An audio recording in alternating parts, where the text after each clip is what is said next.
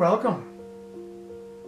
We've talked about a number of topics already on this channel, and many of them have to do with larger concepts, metaphysical concepts, if you'd like.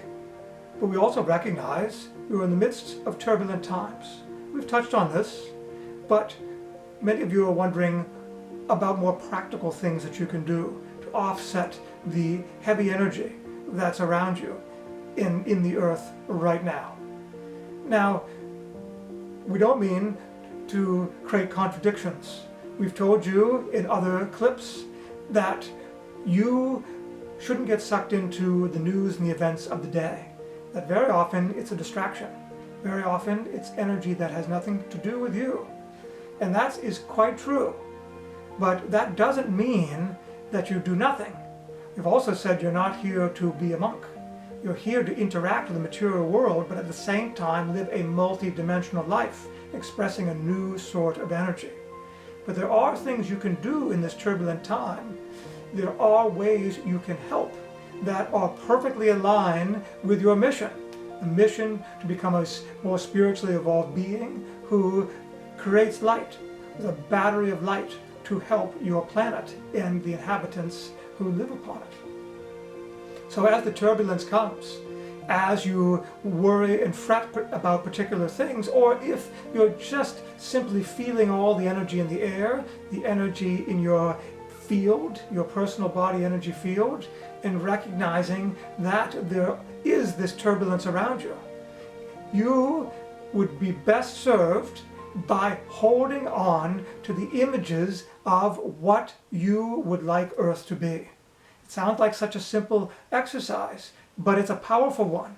The imagination has infinite ability in order to help manifest certain situations. So first, you use your discernment. Discernment is critical, and this is what we've been touching upon in other episodes. Discernment, knowing what is important for you personally to know and what isn't. That's what we talked about when we talked about your inner compass.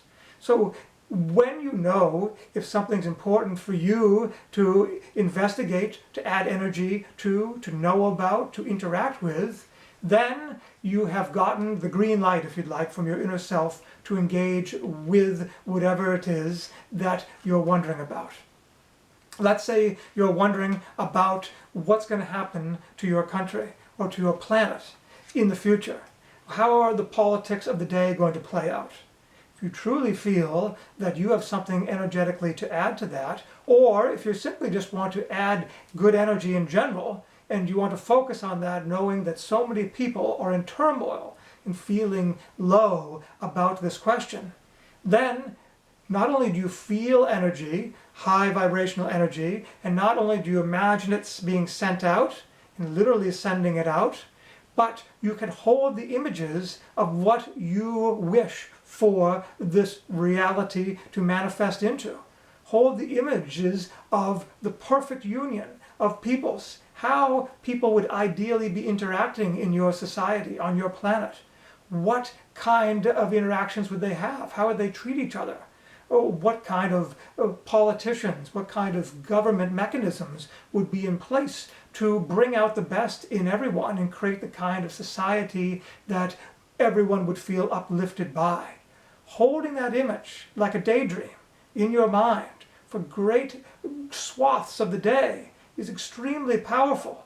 You're literally doing something. You're arguably, or not even arguably, you are absolutely doing more through that practice than you ever could by going out into the streets and protesting for one side or the other. You see? Why? Because you are a profound spiritual being on a spiritual path, raising your energy to become a higher vibrational, multi-dimensional being here in your earth body.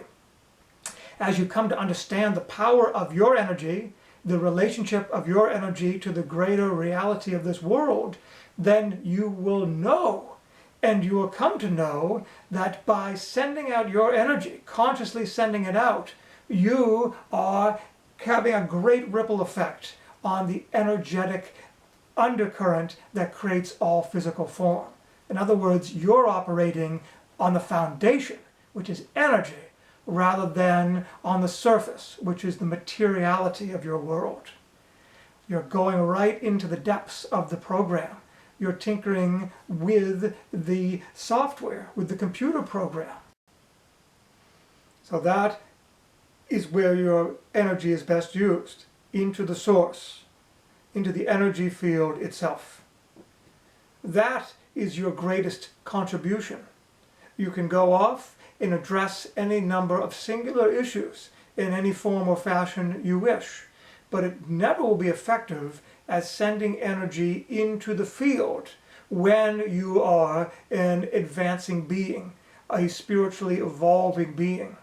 In other words, because you're focusing on becoming multidimensional and cultivating your energy, then you can work with that energy more palpably and effectively than others who are not on that path. And because the path calls you to interact multidimensionally with your experience, with the earth, with the material plane, then you can understand that that is indeed the most effective way to interact. In other words, you're learning how to be more interactive with your experience and environment through your energy, not just your physical action. A good metaphor for what's happening on your planet is an ocean. An ocean is a great and previously used metaphor, but it's apt to expand your awareness to what's really going on in the physical realm versus the deeper layers. So the top of the ocean, the waves, seem to be distinct and individual. They seem like different points, different reference points. But of course they're all connected to each other. And then beneath the surface of all these waves are untold depths of water. A useful metaphor for thinking about energy and about the material realm is an ocean. It's an old metaphor, but a good one. Now think of the surface of the waves. Each wave seems distinct and separated to a degree, even though you can obviously tell they're all still connected. But if you look at them quickly, they look like separate things, distinct things. But of course, they're all connected on the surface, and they're also connected to untold depths of water underneath them. And that is how the material experience functions in the metaphysical, multidimensional environment. You coming to Earth, and Earth itself, the material expression of Earth, is a series of waves.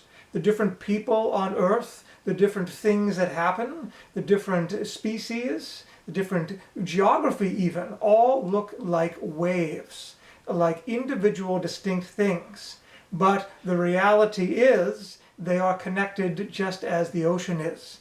Each one of those waves is connected to the other on the surface, and beneath it all is a great expanse of unity, undifferentiated unity, great depths of it. That is the multidimensional essence from which all of the material element springs. That is all there is, from which you and everything else that seems distinct becomes manifest in the physical realm. Why do we tell you this? Because when you are seeking to express yourself and add energy to the world around you, when you're troubled by what you see in the world and don't know what to do, you don't think there is anything that you can do specifically to help, perhaps, or perhaps you want to affect things at a deeper level. You don't want to get involved with the battle, as we've been talking about, and you shouldn't. You know you need to avoid locking horns, but you still want to be able to send energy to help influence things. After all, that is your job. That's your job as a spiritually evolving being. To do that, you send energy into the field.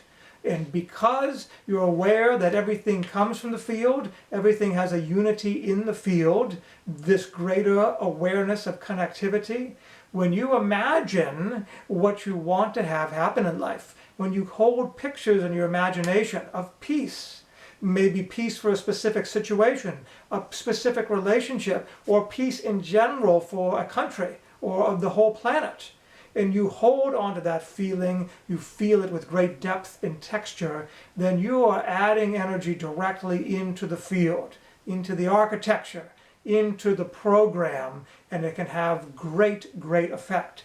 When you do that, you're joining other like-minded people who are doing the same thing, adding and pumping in new energy, and that is the only way that your planet will truly change.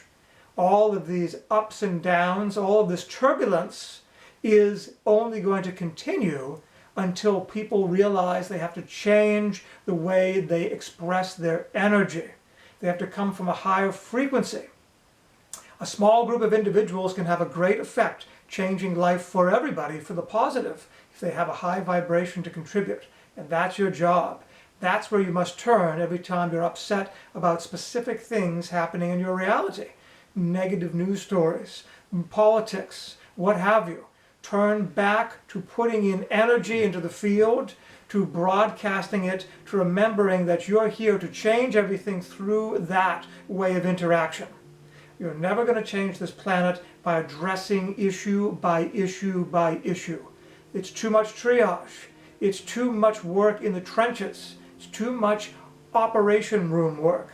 It's never going to change. There's always going to be more and more that needs attention, more specifics, more conflict, more of all of these things. And only when you change collectively, thinking and expressing and imagining peace, to negate the idea of conflict, that's when the conflict will dissipate and ultimately disappear. It may seem like it will take forever. It may even be beyond your lifetime when this finally occurs. But it's no accident you're here right now on this planet. You're here and you're listening to this because you feel in your heart, you feel in your soul that you are part of the solution, that you want to be part of the solution, and you're here to change the energy. And believe us, that is more than good enough. That's great life's work, changing the energy of this planet. Till next time, we love you.